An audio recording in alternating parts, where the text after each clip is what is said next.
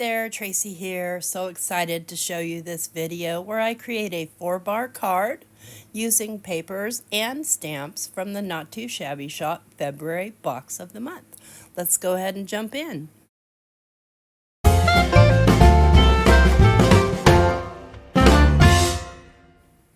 Okay, to get started, we're going to go ahead and cut our card base. So what you're going to cut is a piece of paper that's 5 inches by 7 inches. So a 4-bar card, as far as what I looked up, is 3.5 by 5. So once I've cut my 5 by 7, then I can go ahead and fold that in half. So there's no rule that says you always have to make an A2 card. Sometimes it's fun to make a card that kind of fits the focal point that you're working with. So I'm going to go ahead and score this at 3.5, and that'll be my card base. Let's see if I can get my thing to aim properly. Come on, let's go. There we go. I don't know, this scoreboard isn't my best one. But I'll flip that over and fold it down and then go ahead and burnish it. So it's a good size card for, like I said, where you don't need to use as much real estate. Or you kind of want to fill the card up. So now we're going to go ahead and cut a matte layer.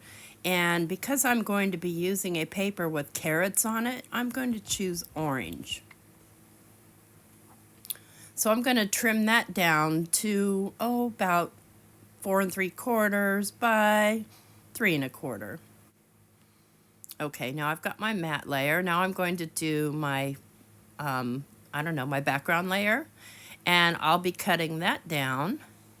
Let's get that in there to 3 inches by 4.5. So we've got all our layers going, and we'll go ahead and put all those things together first. And I'm just going to be using some liquid glue here. And this is, by the way, from the Cottage Comforts paper pad from the box of the month for February. Let's go ahead and get this nice and burnished down. I'll just use some liquid glue to glue these 2 parts down. Simple, easy stuff.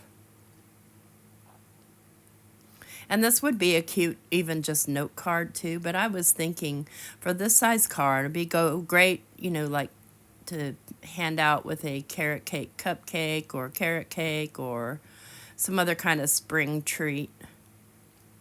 So we'll get that orange layer down. That's just some orange paper from my stash. And then I'll go ahead and get my carrots down. These carrots papers is so cute. That grammar was horrible. This carrot paper is so cute. There we go, much better.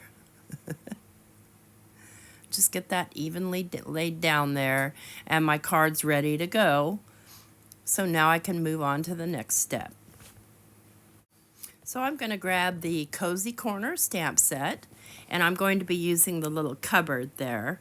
And what I'll be doing is I'll stamp this out on camera. I will color it off camera because I take forever to choose my colors, but I do choose them oftentimes based on the background paper.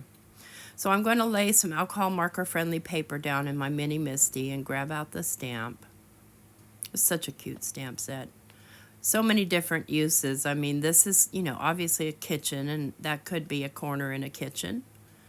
But there's also the chair and the window curtains and stuff like that. So, you can easily convert that to any room you want in the house. All right, let's just kind of give a rub to this stamp because I haven't used it before, just to kind of condition it. And I'm just putting oils from my fingers basically on it. And then I'm going to use the Blackout Detail ink to stamp that out. I'm going to stamp it 2 or 3 times to make sure I get it good and dark. And maybe drop the lid to my Misty. That's why, thank goodness, I've got that. It's an older stamp that I got a long time ago that I ruined with some probably Catherine Pooler ink. And it's not really ruined, it's still usable, but it's so black that you can't even see through it. So I use it as a matte inside my Mini Misty, and it works fabulously. Let's see, let's use my sleeve here to give this a little bit of pressure. Just hold it down for a few seconds. And then I take that out and I let these dry completely before I color them, especially if I'm coloring with light colors, because what'll happen is it'll spread out the black. So now I've got the stamp set called Baker's Gonna Bake. And this came out, gosh, last time I was on the Not Too Shabby design team, and I can't even remember how long ago that is. This is what happens when you get old. And I'm going to grab some regular white paper. I believe this is some Hammermill 100 pound. And I'm going to stamp out a couple of sentiments here. I thought these were great for this particular application. So I'm going to do Baked Just for You. And this is what I meant when I said it could be passed out with a treat. And I'm going to stamp that out in some orange. And I'll be using my VersaFine Clair ink. And I know that I don't know why this particular one has faded on the top so bad, but it's really, really old. So I couldn't even tell you what color it is. It's orange. It's the only orange one in the VersaFine Clair, let's put it that way. So we'll clean this off, but I want a sentiment for the inside as well. And I could have stamped the sentiment down directly on the inside of the card. I didn't think about it. I just thought I'll just stamp this out and cut it out. So I'm going to do Made with Love. And with the same orange ink so that everything coordinates nicely. There we go. A couple of times just to make sure it's on there really good. I love this ink. It lasts forever. Like I said, this ink pad's probably 5 or 6 years old. Still going strong. All right. Now let's go ahead and prep everything. I'm going to use the coordinating die from the Cozy Corner stamp and die set that came in the box of the month. And I'm going to grab the little shelf. And let's just move some things out of the way here. I'll grab my mini Empress here. Golly, that thing needs to be cleaned, doesn't it? I'm just an inky person. I had stickers on there and they got dirty. Anyway, let's lay that down on the magnetic platform. Make sure it's on there nice and straight. And you can see where I swatched my colors there. Even though I have a swatch sheet, it seems to be fading or something. I'm not sure what's happening with that. But I'll go ahead and run this through, and then I'm going to hand cut the sentiments. So I'm going to do 2 layers of this because this alcohol marker friendly paper is kind of thin, a little bit flimsy, and I do want to pop it up, but I don't want it getting all bent in the mail or bent by people handling it. So I'll put some 110 pound cardstock and just cut out another exact same copy, only just in white, and I'll glue those 2 together. That'll give it some strength and body. Get that run through. There, I'm done with my die cutting. Let's get this out of the way. One thing I love about that mini Misty is, that mini Empress is how easily it can be moved back and forth. It's not terribly heavy. So I'll go ahead and glue this down to the white layer that I made, the heavier cardstock. And I'm just using some PVA glue, which is a bookbinding glue. I like it because it doesn't dry super fast. It dries fast, but not as fast as, say, art glitter glue. And so I do have some wiggle room to move that around without it getting stuck already. So that's going to go right smack in the middle of the card, pretty much. And so I will pop that up on some foam tape. And this is just some quarter-inch foam tape that looks to be, probably 3 millimeters. So the size we had before people started coming out with other sizes as far as the depth of the foam tape. And I just pull a long piece off and then cut off what I need, and then I just stick that last piece, just stick it directly to the top of my foam for next use. Now I want to add something extra under here, so I'm going to grab some baker's twine from my stash. And this is a kind of a green and white baker's twine. And listen, I struggle with doing twine. Um, Nobody ever taught me really how to do it, and I've never really watched many videos with how to do it. But I'm just looping it up in a mess and laying it down on the card, and then I'm going to use my little magnet here to make sure my card stays still so that it doesn't pop open and slide my string away from where I want it. I'll just go ahead and stick that down. Boom, just like that. And that'll hold my string, I hope. No, I know it will. Okay, so now it's just time to do the sentiments. So I'm going to trim the sentiments out with my trimmer first, and then I will fussy cut around them to kind of get just a slight bit of a bubble cut, just to kind of round them out so they're not so harsh. If that makes any sense, I hope it does. And you'll see what I mean when I start cutting them out. And it looks like I'm doing this in real time, friends, so yeah. Sometimes I don't speed things up. I just completely skip the coloring part because it probably took me 15 minutes or so to color that in, maybe longer. I don't remember, but it took me a while. It probably took me longer just to pick out the colors. Oh boy. So I know you can't see what I'm trimming there, but I'm using basically the inside kind of strip portion of the plastic guard as a guide for basically a 1/2 inch. All right, we'll get these out of the way so they're not distracting here. And I see my glue, now that I'm looking at the voiceover, I see my glue dripping there on my mat. So I'll just take my little scissors and just kind of fussy cut around this, just kind of rounding it up a little bit. Not a bunch, just a bit, just a tad. And you don't have to do that. You could mat that in that same orange and it would look fabulous. I think what happened was that was my last piece of orange.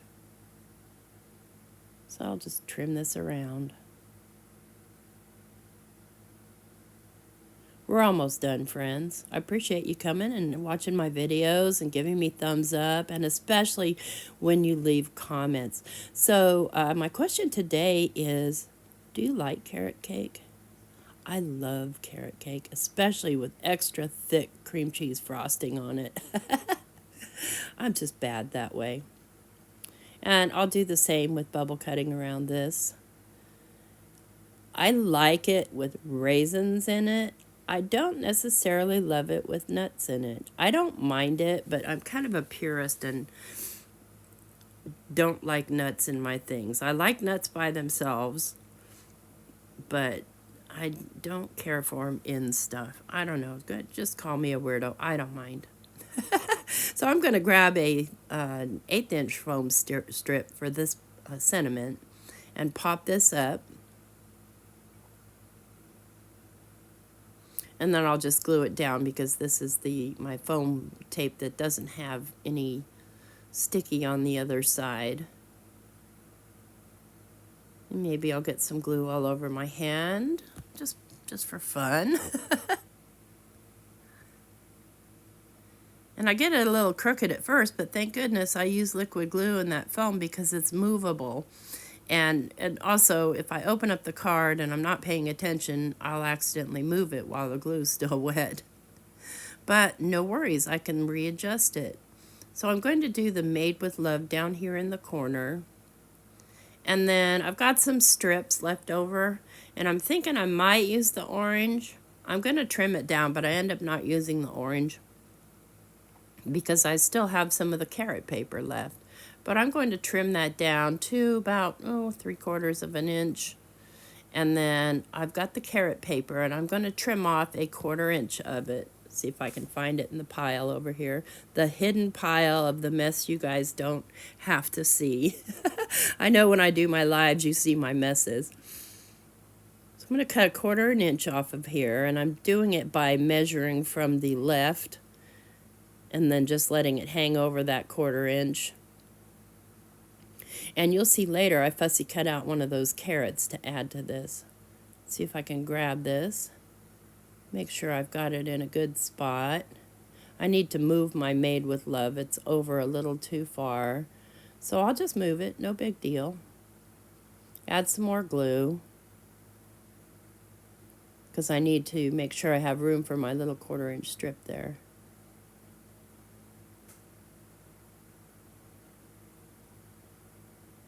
Okay, let's try and grab that. And I'm just, again, I do everything pretty much with liquid glue. You guys already know how I struggle with my tape gun.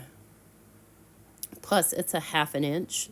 It takes 1/2 inch tape, so it, definitely is too big for an application like this. And I'll just trim off the excess. And then I'm going to flip this over and see, yep, I moved my sentiment. So let's get my sentiment in the right spot here. And let's go ahead and fussy cut one of these carrots. And I'm not trying to do a perfect job, but I just thought it'd be a fun addition to the little cabinet. Sort of indicating that we might possibly be making carrot cake.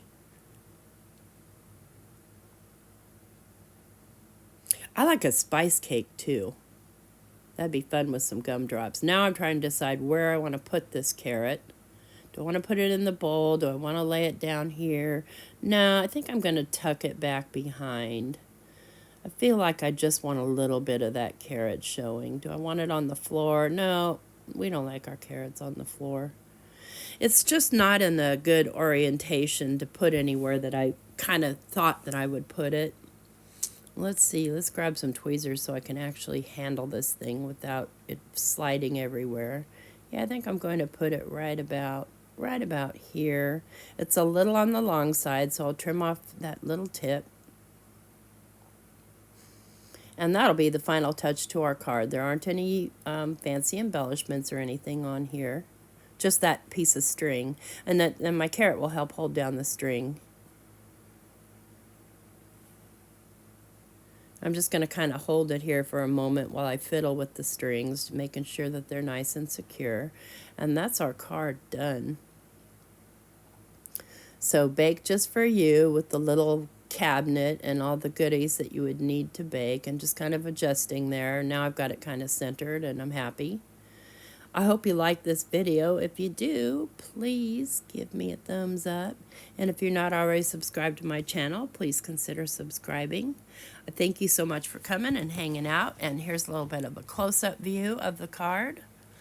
And then here's a couple of still photos at the end so you can see it holding still. Take care. Bye-bye.